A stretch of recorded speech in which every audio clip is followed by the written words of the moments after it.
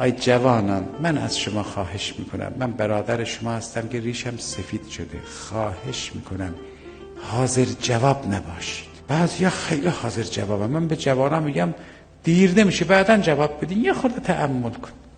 توجه کردید؟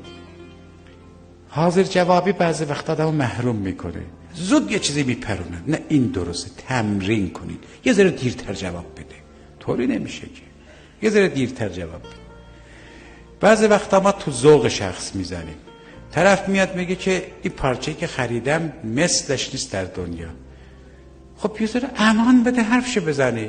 یکی میبینه نه بابا از من ریختن همه جا هست، دیگه این حرف جایی دیگه نزنی ها، این حرف فلانه. این تو ذوق شخص زدن، تو دهنش زدن، اینا خلاف محاوره تشیع است. اینجا مرکز مقاومت است.